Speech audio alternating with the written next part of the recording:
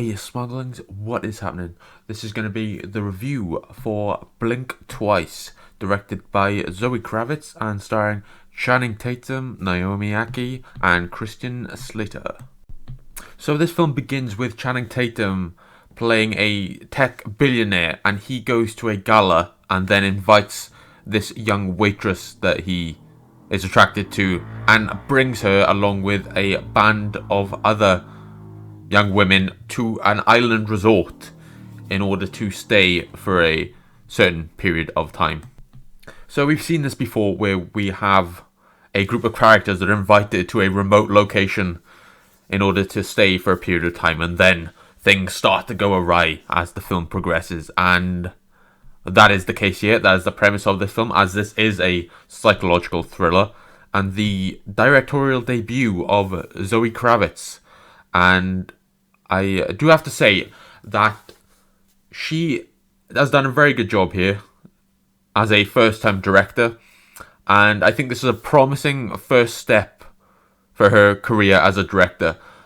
I don't think it's a great film. I think this is a good film, and I think this could lead to better things in the future, but it's got a good foundation to it, if a little bit derivative, but I think that in the future she can do quite great in terms of her filmography as a director. So I'm going to start off with the bad for this film, and like I said, it's a tech billionaire played by Channing Tatum inviting these young women to his island resort. He's also got his friends there as well. So it's a group of men, a group of women, and they're invited to this resort. And one of the women that is invited to the resort is played by Adria Arjona, I believe her name is. And she's a very good actor. She's been in things in the past that I've seen, and I thought she was very good. But here she plays a character that is not her personality or what I've seen of it before. And I think she was miscast in this particular role, as the character is quite a bit of a mean girl and a bitch, and she's not really the right fit for that, I thought. And she is also a bit of a bimbo as well, and I didn't think she was convincing in that, despite the fact that she gives a performance that is objectively good. I think she is miscast in that particular role, and I bring that up because she is quite a big player within the film, so I think it's worth noting there for that. So as this is the first time directing chair for Zoe Kravitz, I think that there's a lot of tricks that have been used before that she's using here, which is not a bad thing, but it means that the film doesn't feel entirely its own. It doesn't have an identity of its own, and it's taking a lot of influence from films like the films of David Lynch, Stanley Kubrick, and Jordan Peele most recently. So you think of films like Get Out and Us, and I think there's quite a bit of influence from that here.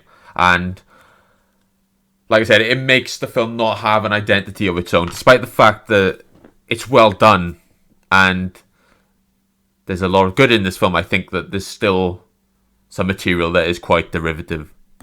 Now, this is a film that deals with women and how they're treated by men, and that is what the film is about, and it's an interpretation of that particular theme.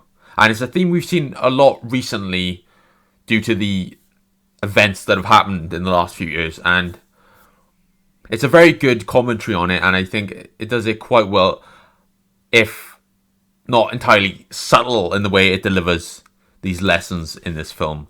And there's a particular reveal, which I won't spoil, that occurs in the film, which is how the women are being suppressed on the island and how they are not able to remember what is happening on the island. And I don't think it's particularly surprising. I think it's quite obvious as to how they're being suppressed, and the film makes a point and is quite confident in the fact that it's surprising, but it's not, and that is a bit of a negative in the film.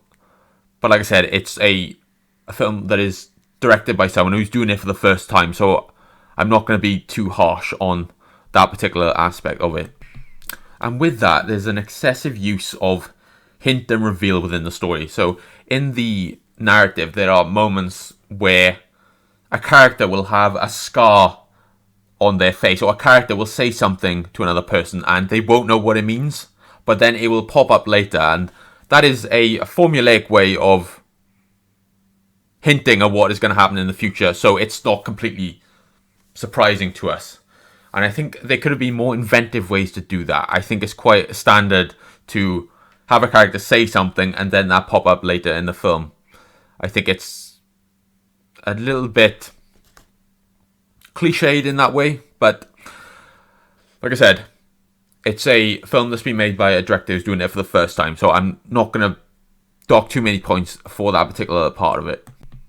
Okay, so I'm going to go into a lot of the good of the film, and there is quite a bit of good in the film, and I'm going to talk about something I said there was a negative earlier, actually, which is the influence from other directors such as Stanley Kubrick, David Lynch, and Jordan Peele. But the flip side of that is that Zoe Kravitz almost feels like a successor to those particular filmmakers, those classic filmmakers such as David Lynch and Stanley Kubrick. So she proves here that she has the potential to grow into a more confident, a more sure director than she is now, obviously, because she's just starting doing this.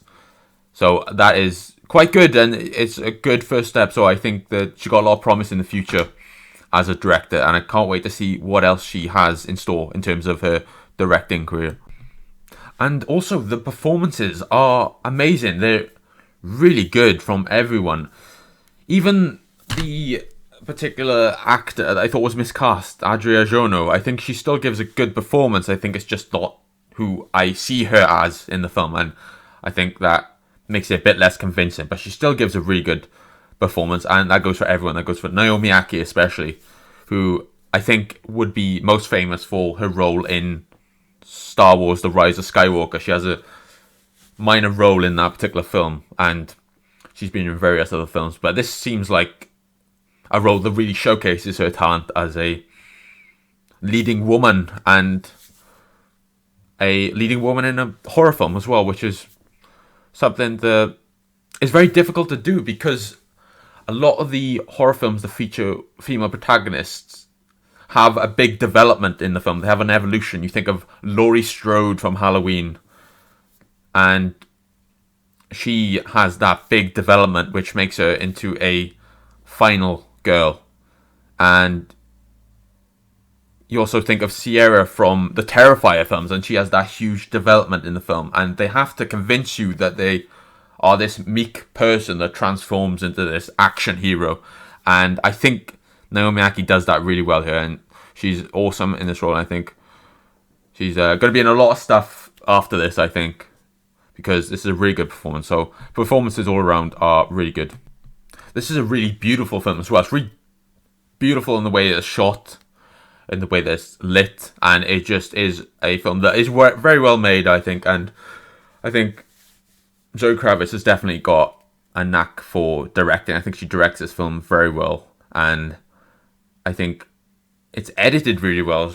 Also, there are particular moments in the film where there's a lot going on, and I think she keeps it quite exciting and tense, and she's got a knack for creating that suspense in the film as well, which is very impressive, and reminding a bit of Hitchcock in the way that he would generate suspense really well and get you interested in what is happening on screen. So I think that is very good, and she's done a very good job there, I think. I'm going to try to go back to the ratings for this one, guys. I'm going to experiment and see if I like maybe using the ratings a bit more in this series of movie reviews. And I'm going to give this one a 7. I'm going to give it a good score. It's a good film, and it gets a good score. So that is what I think of this particular film. It's a good first outing as a director, and a lot of great directors have a 7 as their first film. So I think Zoe Kravitz has got nothing to worry about in that regard. I think she will get a lot better as a director, and I can't wait to see what she does next. And I did enjoy this film, and I think that apart from the fact that it's a bit derivative and it just was lacking in a bit of originality, I think it's a very well made film. I think it's entertaining, and it's a good first step in what I think will be quite a long directing career. So that is my review for Blink Twice, guys. What did you think of the film? Have you seen it? And Please let me know your thoughts in the comments below. And thank you for watching, smauglings. I really appreciate you. And I will see you in the next video, smauglings. You guys take care, and I will see you soon.